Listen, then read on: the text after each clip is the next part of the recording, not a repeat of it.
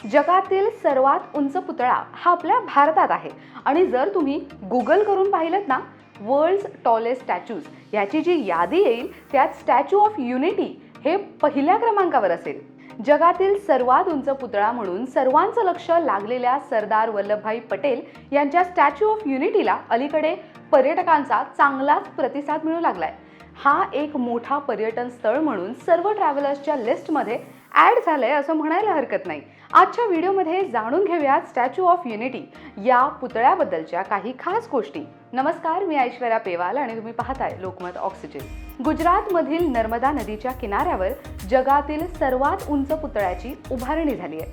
सरदार वल्लभभाई पटेल यांचा हा पुतळा असून त्याची उंची 182 मीटर इतकी आहे. या पुतळ्याला स्टॅच्यू ऑफ युनिटी असं नाव देण्यात आलं. तुम्हाला हे माहीतच असेल ना आता की स्टॅच्यू ऑफ युनिटी हे जगातील सर्वात उंच प्रतिमा आहे.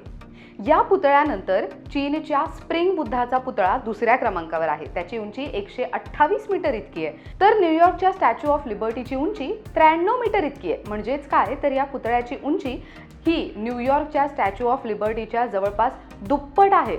स्टॅच्यू ऑफ युनिटी हा जगातील सर्वात उंच पुतळा असून तो उभारण्यासाठी 5 वर्ष लागले.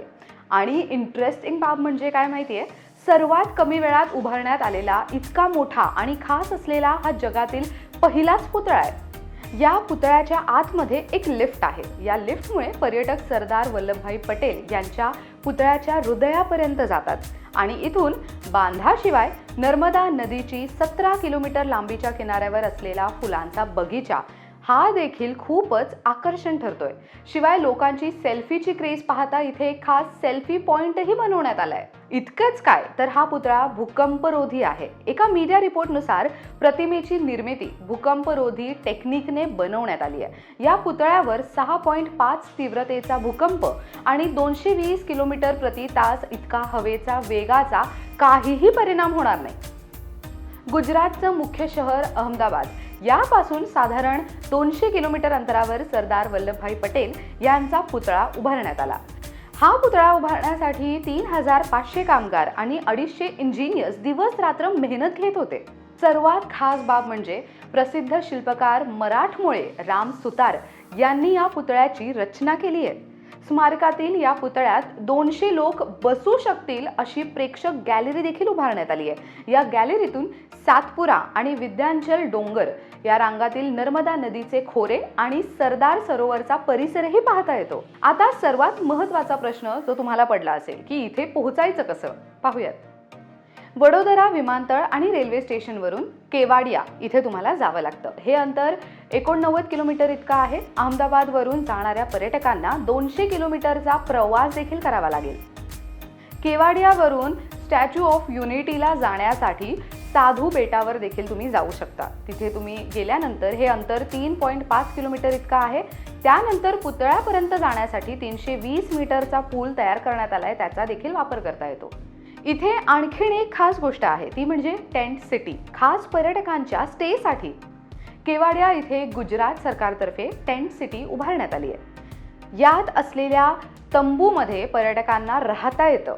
याशिवाय पुतळ्यापासून 3 किलोमीटरच्या अंतरावर 52 रूमचं 3 स्टार श्रेष्ठ भारत भवन कॉम्प्लेक्सही तयार करण्यात आलंय.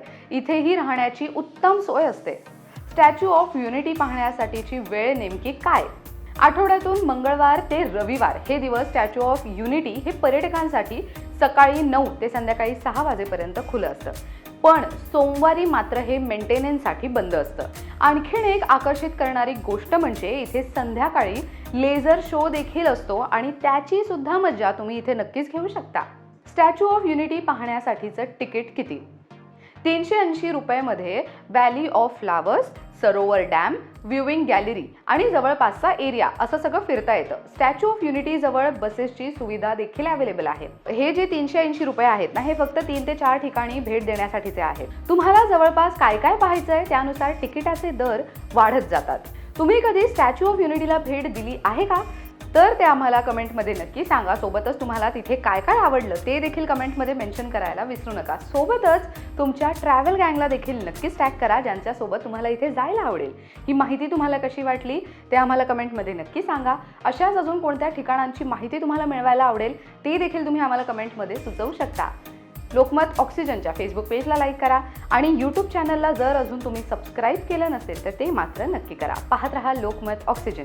व्हिडिओ जर्नलिस्ट अनिकेत शिंदेसह ऐश्वर्या पेवाल, लोकमत ऑक्सिजन, मुंबई.